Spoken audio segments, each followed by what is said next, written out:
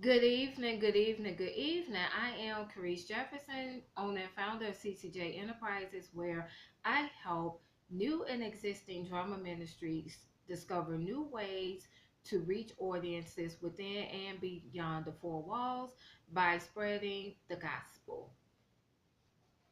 This video, I want to talk about showing up, what it means to really show up because we hear business people say show up.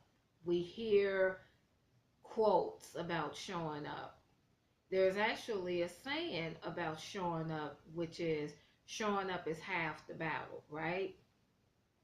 Well, let's look at how Christians and others are showing up.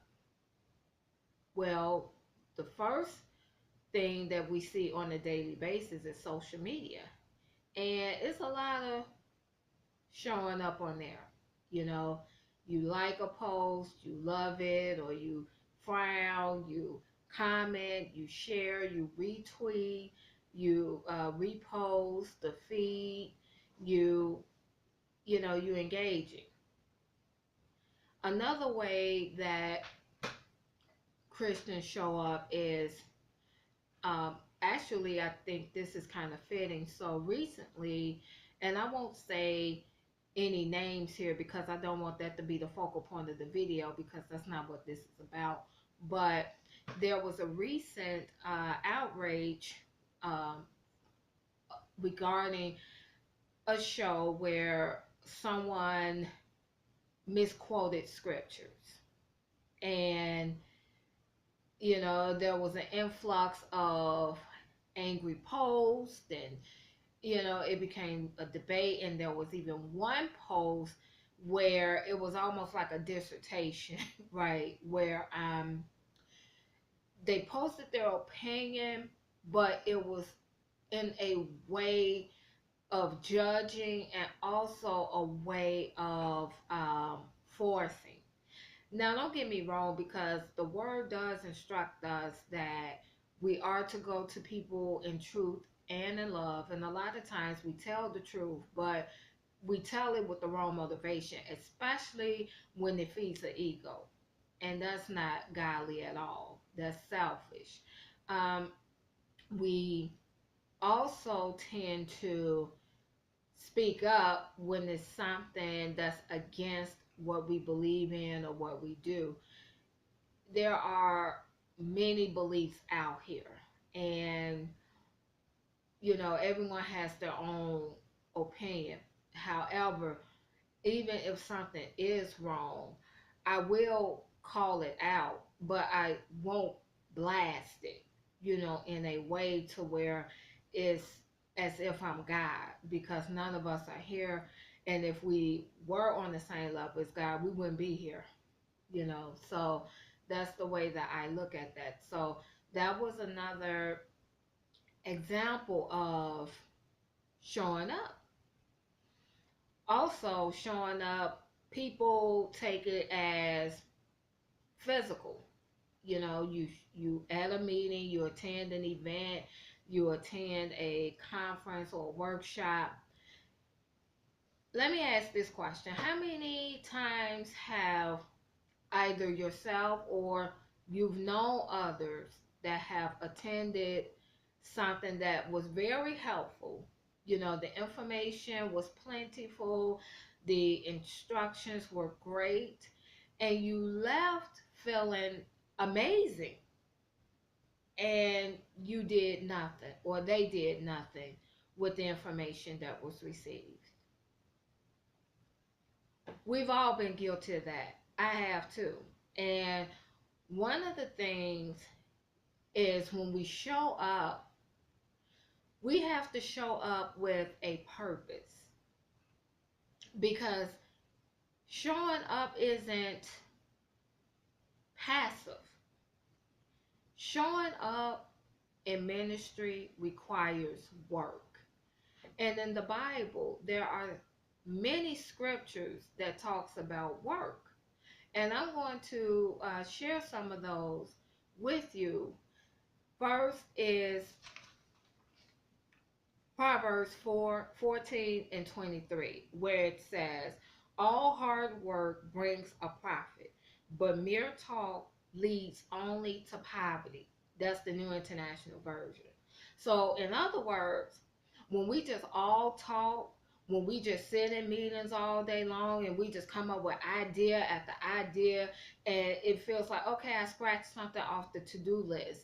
And then you look up 3 months later, 6 months later, a whole year has passed, and we still talking about the same thing. That is mere talk. That's mere talk. And see, poverty isn't just for money in the pocket. Poverty is also spiritual.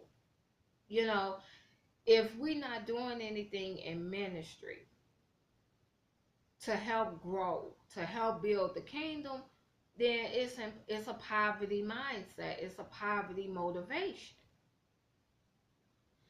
And then the work part of ministry, because see, a lot of times we lead things that God has entrusted us to do, and we question, we have doubts and fears and second guessing, and we so focus on the obstacle that's in the front of us that we can't see the possibility of being on the other side of it. And so Matthew 9th chapter verses 37 and 38 says, the harvest is plentiful, but the laborers are few.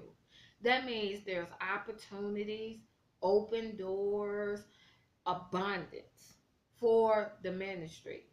But because you're not willing to take a step forward, you're going to miss out.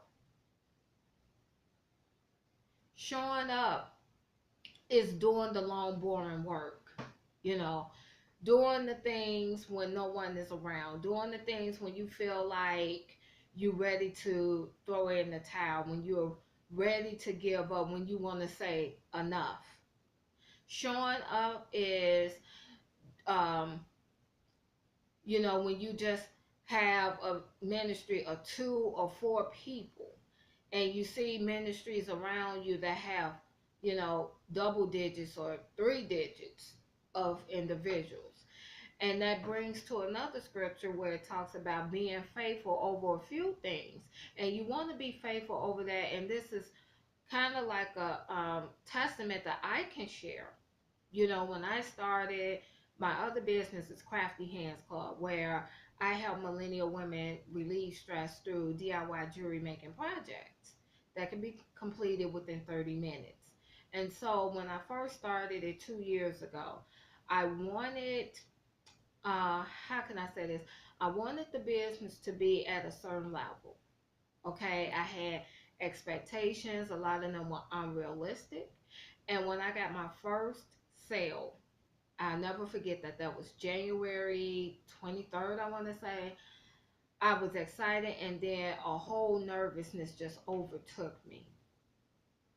And because that nervousness overtook me, I second guessed myself. I didn't believe in myself. And the thing was, I went on and I fulfilled the order. But when I got more sales, I was feeling that way somewhat, and it played into my psyche in terms of slacking and not doing anything. And it took for me to lose all my customers last year. I lost every last subscriber that I had. And that was a humbling point. And God had to show me my heart, my attitude, my motivation, and He showed that to me. And I tried to restructure and revise within that time that He was showing me during 2018. And you know what happened? I did it, but God wouldn't let me move forward until He knew that I was able to handle it. And to be honest with you, it wasn't to this year, 2019, that I started making those steps and heeding way. But what God wanted to show me was do the work. Don't try to take a shortcut. Don't be lazy. Don't look for other platforms. You do the work. Because I tried to walk away. I had said, okay, clearly it's not meant to be. Here it is, months went by without a sale. It's not meant to be. But God had another plan. He just wanted me to learn from that so that I will be humble, depend on Him, and trust Him, and not repeat those same mistakes again. So, as it relates to leading a ministry, you want to ask yourself, is your heart right? Is your attitude right? Do you have the right motivation? Are you in the way of what it could potentially be? Because remember, you're not in charge of it's not your ministry. God placed you to oversee so that you can help bring souls, so you can help build His kingdom, and He gets the glory in all of this. It's going to be moments of loneliness. It's going to be boring. Ministry is not filler and fluff at all. It's going to take a lot of adjustments, retweaking, dealing with all of the responsibilities that come with that. And you have to show up in all of those areas.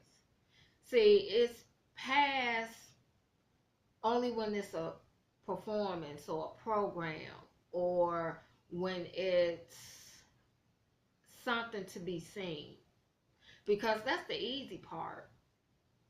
But the hard part is dealing with the stuff when you only have very few resources.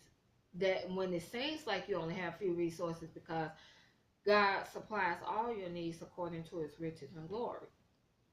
And the thing about ministry is work is required. And not only is work required, but the Bible doesn't reward laziness.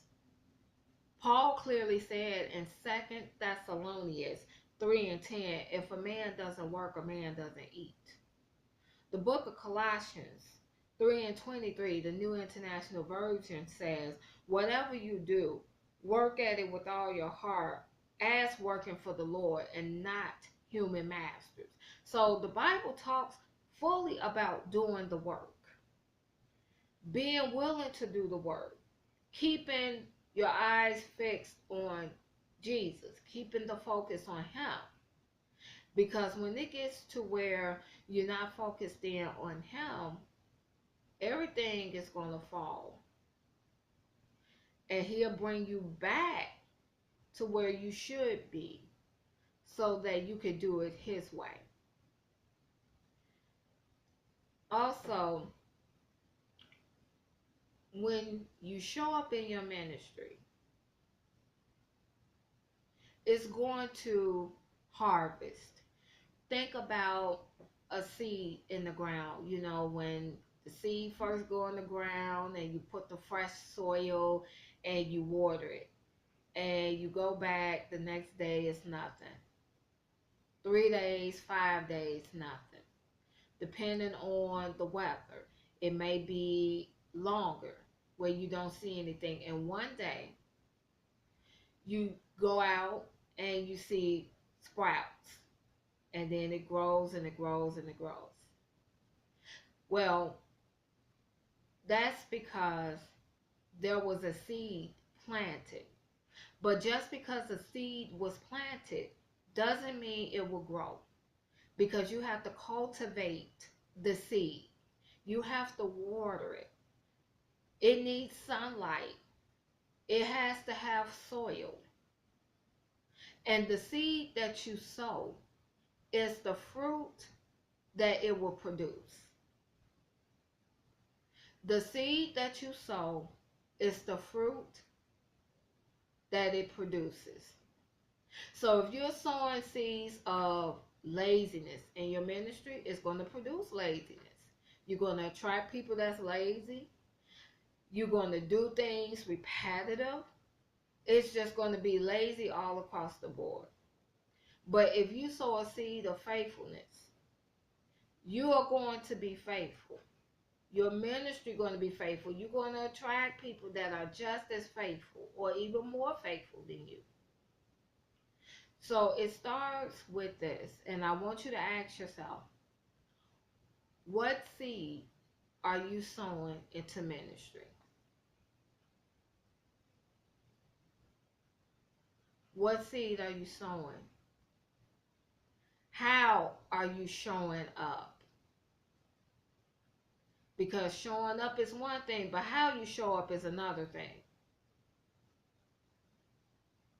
Just because a person standing at the altar don't mean they're going to honor their wedding vows. I'm just saying. So showing up and how you show up are important. I'm going to do something a little bit different this evening. If you or you know someone that's a ministry leader and there's something that you or the other person is struggling with, maybe it's fear, maybe it's doubt, maybe it's needing to hear from God, maybe need to get help, or anything in that arena, I want you to type a prayer request in the comments below in this video. And for every request that is typed, I will say a prayer over that. Because ministry is something we all have been called to do, and it's too serious to backslide. It's too serious to take it for granted, and it's never to be taken lightly, because that's not the way God designed it. Before we were already formed, God knew what our destiny would be. He knew what we would lead, what we would do. He already knew those things. So when he assigns us to do something, it should never be the point of, that ain't for me, or I'll pray about it. You can't pray about something God told you himself. And that's not to be mean, but that's just telling the truth. And you also want to show up in your ministry by being willing to invest, and not just time, but resources. That means go to conferences, go to workshops, and not the ones where you just know everybody and it's more like a country club and it's the same speakers. You're just kind of hanging out. You're not growing. I'm talking about events that are outside your zip code. If you need to go to another state, if you need to go and see how another denomination does it, if you need to go where there's a different ethnicity, embrace that, because you never know what God has for you when you show up. See, a lot of times we lead things and we want people to show up, but we're not showing up. You can't ask for something you're not willing to do. You can't expect your members to show up if you're not showing up. If you can't do conferences and workshops, there's plenty of webinars. Go on Eventbrite and look at some events that's coming in the community. Get on the social media. We're in the age of digital information, which is totally different. My husband and I, we often joke about it sometimes, and we say, younger generations don't know what it's like to go to a library where 80% or, depending on what location you were at, 90% of the books were reference books, meaning we couldn't take them home, and the libraries was closed at 5 o'clock back in the day. Now they're open to 9 o'clock. So we either had to write the notes by hand and paraphrase and summarize them for a paper, or we just had to spend 15 cents a page to make a copy. And pray our parents sent us with enough money to make copies. I'm just being for real on that. But now, thanks to the age of technology, the biggest card catalog is Google. You can type in any question or any subject matter, it's going to give you a list of returned searches. There's forum groups, there's Reddit, there's Quora. If you're on LinkedIn, there's plenty of Christian groups that you can get in and have conversations or read blogs or look at some videos and get the information that you need to grow the ministry. That's another thing. Ministry leadership doesn't mean that you're going to have all the answers and you're going to know everything. No, you need to invest in knowledge so that you're able to grow, so that the people around you will grow as well. And it takes humbleness to do that. You got a lot of leaders out here that don't go to anything outside of what they know. And that's bad. You got to go outside the four walls at some point. If there's nothing coming in too soon in terms of an event or workshop, there's plenty of books. You know, not all of them need to be ordered. Some are free. There's free ebooks. Look up blogs. Listen to some podcast episodes. There's a lot of materials out here to help ministry leaders. But a lot of ministries are stuck in that old school approach of thinking that it hasn't caught up to technology. Technology, yes, it has some pros and cons. Yes, social media has its pros and cons, believe me. Believe me. But you don't have to use it the way everybody else do, because the word says we're in this world, but we're not of the world. And the problem is, a lot of times Christians are so part of the world that non-believers can't tell the difference. It could be somebody sitting next to you on the train, somebody next to you at the job, someone next to you at the park, someone standing behind you in the grocery store. But because you're acting ungodly, then they have no interest in to hear anything that has to be said. You know, earlier today I was at a restaurant and the lady had her phone and she was playing gospel music, and I mean, I love the music because it was gospel music that I grew up listening to. You know, the people that she was listening to, I still listen to those people today on YouTube. Then she played a sermon. Now, I had my opinions about it a little bit because we were at a public restaurant. But what got me, she took a phone call and I kept hearing profanity. You know, you can't do that type of stuff. What if I was sitting there in that same booth and I was a non-believer? Now, I want to get this straight. Just because people are in church don't mean people should come in looking for perfection. You're not going to the hospital looking for people to be well and, you know, whatever, because it's a hospital. It's a process. Church is a hospital. Okay, you got many people of different backgrounds, different mindsets, different personalities. All of that is under one roof. So it's going to always be something. But that ain't the green light to just act a hot mess. And to be honest with you, when you are in the house of the Lord, you shouldn't even want to be a hot mess. You know, I've seen people curse other people out in church. That don't make no sense. Don't curse people out and then get up there and sing a song and shout before you get to the second verse. I know I'm ranting a little bit, but when you have been called by God to do something, that's a responsibility, and you have to give an accountability to Him. You are held accountable.